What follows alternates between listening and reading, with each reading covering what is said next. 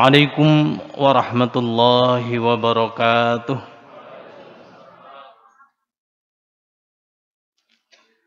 Alhamdulillah alladzi hadana lihada linahtadiya laula an hadana Allah. Asyhadu an la ilaha illallah wahdahu la syarika lah wa asyhadu anna Muhammadan abduhu wa rasuluh. Allahumma salli ala Muhammad wa ala alihi wa ashabihi ajma'in wa man tabi'ahum bi ihsanin ila yaumiddin, amma ba'd. Ayyuhal hadirun jamaah salat Isya dan salat tarawih rahimakumullah. Alhamdulillah, syukur yang senantiasa kita panjatkan kehadirat Allah Subhanahu wa taala atas nikmatnya yang saat ini kita rasakan bersama, itu nikmat menikmati menu rohani ibadah sholat Isya dan tarawih. Kedua kalinya salawat salam semoga tetap tercurah kepada junjungan kita Nabiullah Muhammad sallallahu alaihi wasallam. Beliaulah yang memberikan tuntunan sholat Isya dan kemudian ditambah dengan sholat qiyamul lail. Ya, walaupun ini tidak persis sebagaimana dilakukan Rasulullah, tetapi pesan prinsipnya qiyamul lail kita lakukan. Jemaah salat Isya rahimakumullah, pada malam hari ini menu yang dihidangkan oleh takmir yaitu tentang tantangan dakwah dalam bidang agraria. Nah, ini menu yang berat. Nah, dalam dakwah, dalam mengajak, menyeru, Allah sampaikan, ya, A'udzubillahi minasyaitonir rajim. Ud'u ila sabili rabbika bil hikmati wal mau'izatil hasanati wajadilhum billati hiya ahsan. Dan juga pesan Rasulullah sebagaimana disampaikan, An Salim an Abihi radhiyallahu anhu qala Nabi sallallahu alaihi wasallam, man akhadha minal ardi syai'an bi ghairi haqqihi khusifa bihi yaumal qiyamati ila sab'i ardin. Rawahul Bukhari. Nah, ini pesan menyeru kepada kebaikan. Allah sampaikan, ya, Ud'u ila sabili rabbika bil hikmah wal mau'izah al hasanah wajadilhum billati hiya ahsan. Nah, menyeru itu tidak boleh berhenti, harus selalu dilakukan. Mengajak kebaikan itu tidak boleh berhenti, harus terus continue. Karena sifat manusia yang grafik keimanannya itu naik turun.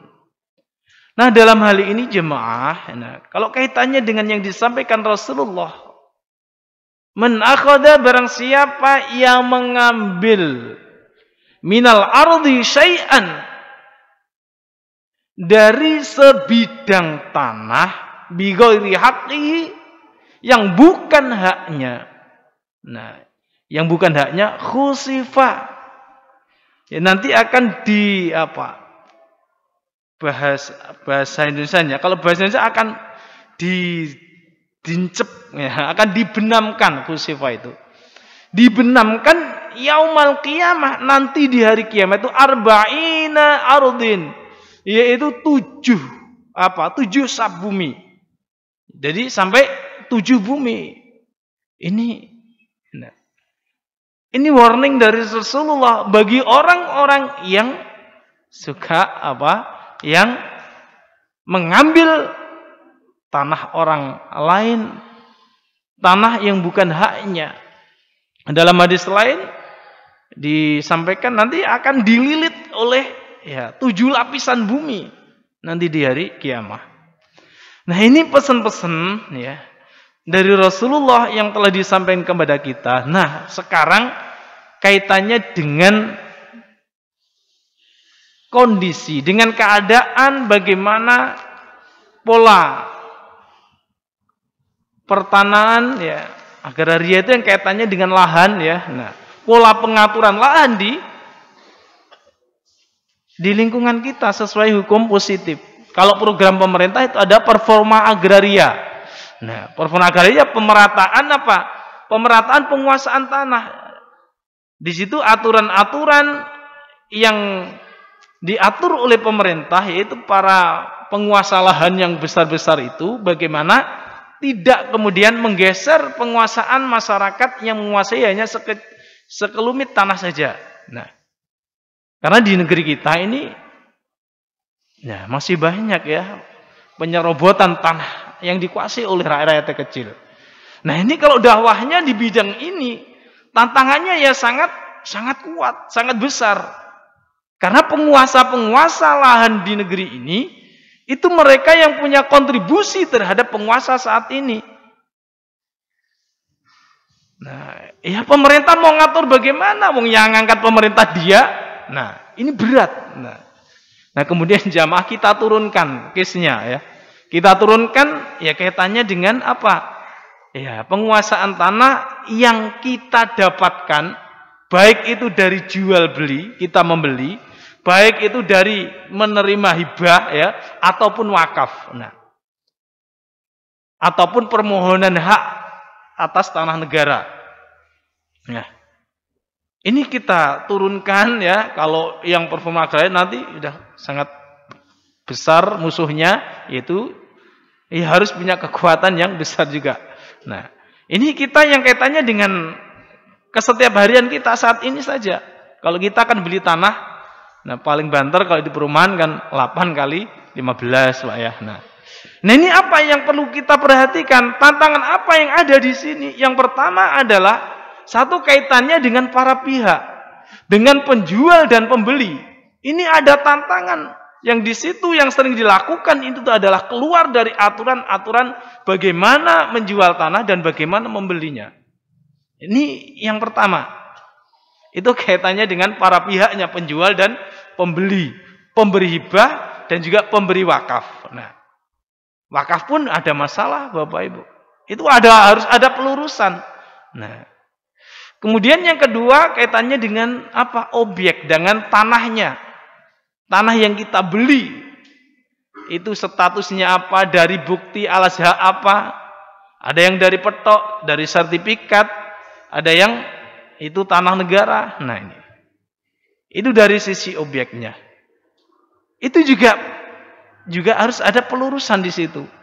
Harus ada pelurusan yang sesuai dengan hukum positif dan juga aturan-aturan dari agama kita.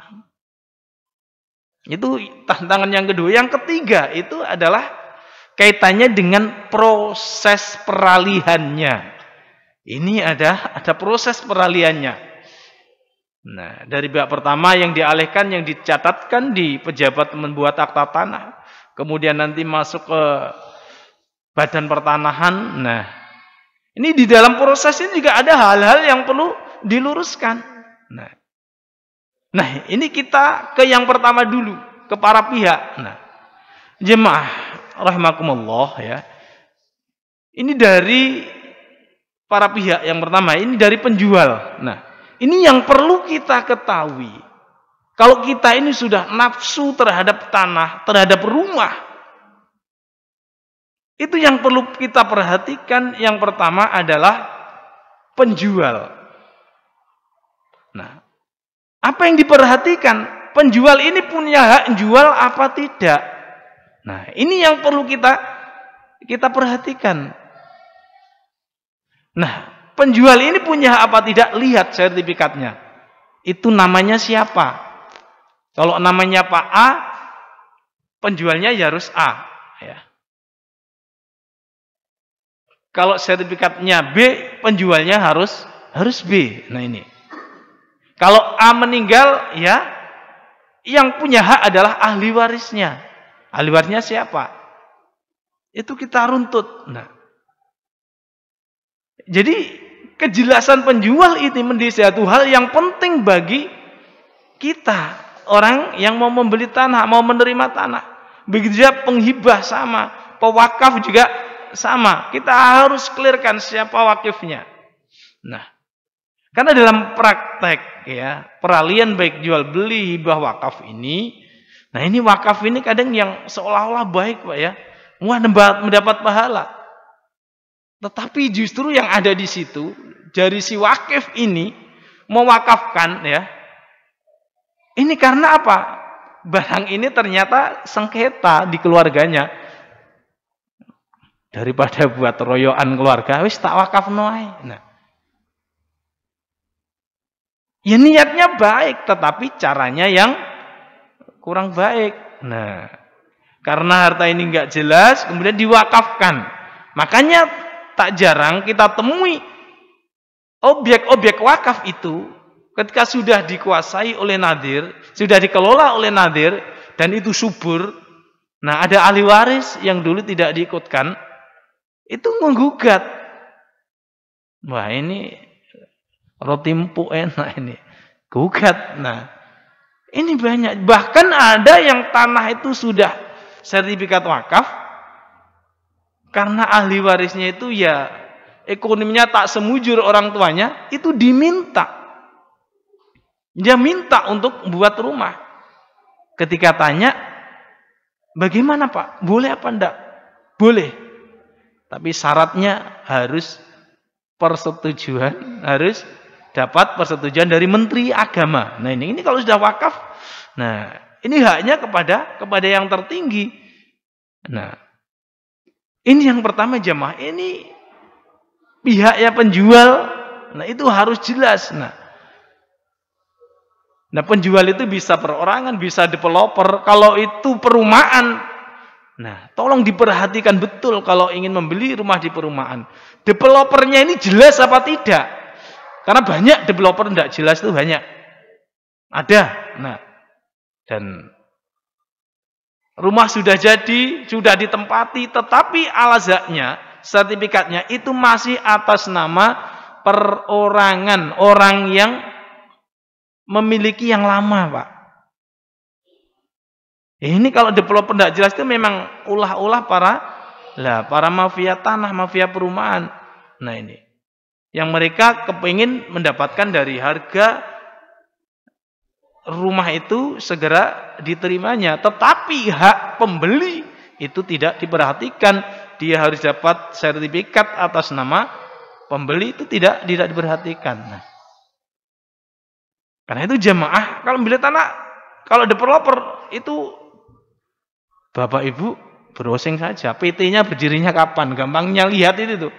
Kalau PT masih baru, ya dipertanyakan aja lah dulu, tidak apa-apa. Daripada duit hilang Pak ya. 10 juta buat DP, ya mendingan ya di DP-kan di Masjid At-Tanwir ini lebih barokah Pak ya. Daripada hilang tidak ada. Nah, sudah hilang kita di belakang hari gerundel kan itu. Ini Pak yang pertama. Ini kejelasan penjual pihak pertama ini juga yang perlu pelurusan, karena di situ banyak campur tangan dalam jual beli itu adalah McLaren, Pak. McLaren ya. Tahu Pak, McLaren itu maklar, Pak. Ini maklar itu kadang banyak yang berperan di situ yang kadang mengaburkan. McLaren itu yang penting cepat dapat duit, dia tidak memberi kejelasan sebenarnya siapa sih yang jual. Itu banyak putus di McLaren, dan McLaren ini juga punya kekuatan untuk apa? Ya untuk membatalkan jual beli yang sudah selesai transaksi, itu punya kekuatan di situ kadang. Nah, sudah lunas, McLaren-nya karena dapatnya tidak banyak, ya dia usil. Nah, itu jemaah ini yang pertama. Ya. Tantangan dakwah di bidang agraria itu untuk memperjelas pihak pertama penjual. Developernya ya, yang umum developer di perkotaan, penjualnya baik pribadi maupun badan hukum itu PT. Nah, kemudian penghibahnya ya, kemudian wakaf pun kita harus jeli Pak, Bu. Kebetulan saya majelis wakaf ya, juga anggota BWI Kabupaten maupun provinsi. Kalau menerima wakaf itu ya kita tidak langsung terima Pak kalau ada orang wakaf. Sebentar Pak, Bu. Ngapunten. Kita lihat dulu dokumennya. Kemudian yang pertama itu dokumen clear, yang kedua, Pak, Bu, kami terima wakafnya tanpa syarat. Nah ini. Kalau wakaf bersyarat itu berat Pak nadirnya. Wakaf Pak tanah buat masjid padahal sebelahnya sudah ada masjid. Ini kan juga berat Pak, masa mau saingan ya. Nah, oke. Jadi ini jemaah ini yang pertama yang perlu kita ajak ke jalan Allah itu aja kejelasan penjual. Kemudian pembeli, ya ini bagi pembeli ya. Nah, keinginan kuat untuk membeli tanah ataupun rumah ya. Yaitu diikuti dengan rasio Pak, aturan-aturan yang berlaku. Kalau itu tanah kapling, Bapak Ibu lihat. Tanah kaplingnya sudah ada izinnya, izin lokasi, kemudian izin lingkungannya ya. Nah, kemudian selanjutnya pertimbangan pertanahnya dari BPN itu sudah ada apa belum?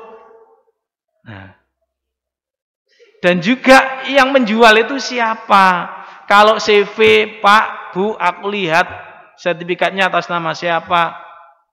Nah, kalau masih di atas nama perorangan, orangnya itu mana? Ini Pak A istrinya masih ada apa tidak? Nah, masih ada. Istri yang keberapa? Itu gak apa-apa Pak, Bu, tanya. Kalau yang disodorkan istri yang ketiga, padahal belinya dengan istri pertama, itu juga akan membatalkan jual beli kita. Nah ini. Jadi ternyata agak lumayan Pak ya, kalau mau beli tanah harus teliti seperti itu ya. Nah karena tidak sedikit Pak ya teman-teman kita itu sudah DP, sudah nyicil, nah itu sudah wallahu alam Pak. Nah kalau tanahnya insya Allah tidak akan kemana-mana Pak Bu. Nah itu kembali, jadi kita harus teliti di situ Pak Bu kalau mau beli tanah. Ya bolehlah dalam pikiran kita ini Pak tanah ini baik, bagus. Dan Allah tidak buat lagi Pak di situ. Ya enggak apa-apa berpikir seperti itu. Kadang orang tuh pikirannya, wis Pak Gusti Allah gak gawe maneh Pak ning kono Pak. Nah, aku seneng iku nah. Nah ini ditahan Pak nafsunya ya. Nah, ini pencerahan terhadap diri kita. Ini juga tantangan Pak. Kadang itu kita memberitahu, Pak ojo, itu juga susah Pak. Nah ini, karena itu jemaah, ini hal-hal kaitannya dengan pihak pertama ya. Dan pihak keduanya, para pihaknya, penjual dan pembelinya. Penghibah ataupun pewakaf, nadirnya dengan juga penerima hibahnya. Ini kita harus hati-hati di situ, harus benar-benar. Kalau tidak tahu ya tanya yang tahu, yang sudah biasa ya setiap hari urusan dengan kaitannya dengan pertanahan keagrarian. Kemudian objeknya Pak ya juga. Nah ini objek itu juga harus ada kejelasan. Nah karena kalau tidak jelas tadi ya kena sabdanya Rasulullah, Pak Bu, kalau tanah yang kita beli, kalau beli itu diperjelas dengan penjual, Pak, beli tanah itu beli angka, ya angka itu yang ada dalam tulisan itu, atau beli real, atau tanah yang ada yang ada sesuai kotak itu. Kalau beli real diukur dulu Pak Bu, yang punya kewenangan ukur adalah Badan Pertanahan, mohon ukur dulu. Kalau beli angka ya sudah yang ada di tulisan itu, yang ada di sertifikat atau di petok itu. Maka kalau beli objek itu juga harus jelas. Akad kita adalah beli sesuai yang ada. Realnya Pak. Ya oke, kalau real hitung-hitungan nyantai nih Pak. Jadi tunggu dulu angkanya itu berapa dari petugas ukur Badan Pertanahan. Nah ini.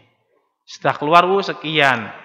Kalau dalam tulisan itu, kalau dalam tulisan dengan real itu pasti Pak ada selisih.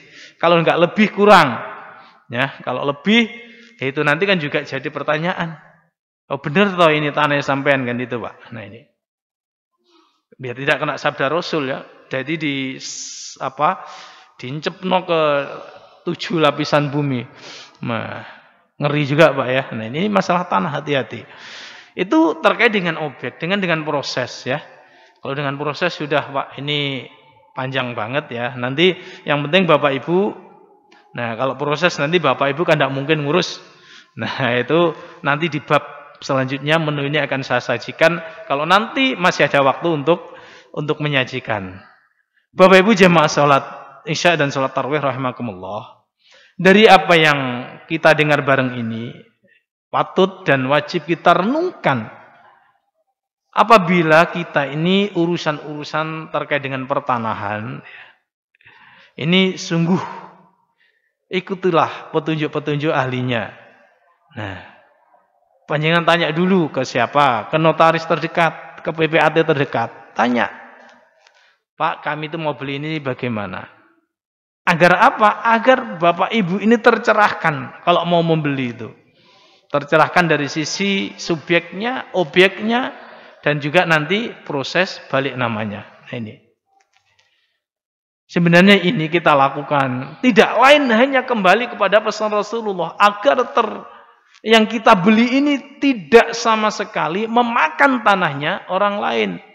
Nah, agar benar-benar yang kita beli ini memang ya sesuai dengan akad yang kita lakukan. Sehingga tidak ada geser tanah, makan tanah tetangga. Nah, yang dibeli perumahan ini ya kita sudah untung lah Pak ya, kablingannya sudah pas. Nah, bagi yang di luar perumahan belinya, nah itu juga harus hati-hati. Agar kita selamat dari apa yang disabdakan oleh Rasulullah SAW. Kita tidak terlilit oleh tanah 7 lapis bumi. Ya, kita tidak diincepkan ya. Diincepkan apa? Biar tidak selamat dari incepkan 7 lapis bumi. Ini yang perlu kita ingat Bapak Ibu jamaah salat Isya rahimakumullah. Nah, semoga menu ini ya bisa menjadi bekal kita, bisa menjadi energi kita kalau mau melangkah dalam hal terkait dengan pertanahan atau keagrarian, sehingga kita menjadi orang-orang yang menjalani aktivitas kita terkait dengan keagrarian itu sesuai dengan petunjuk Allah dan Rasulnya, dan juga sesuai dengan hukum positif yang berlaku di negara kita. Apapun yang diatur oleh negara itu adalah demi ketertiban kita agar tidak terjadi sengketa di antara kita. Sehingga kalau tidak sengketa, kerukunan kita terjaga, sosial kita kondusif ya. Nah, tidak ada yang saling mencurigai, tidak ada yang saling bersuudzon. Demikian Bapak Ibu jamaah salat tarawih rahimakumullah. Kurang lebihnya mohon maaf. Aku qouli hadza fastaghfirullahaladzim li wa lakum innahu wal ghafurur rahim. Nasrun minallah wa fathun qarib. Assalamualaikum warahmatullahi wabarakatuh.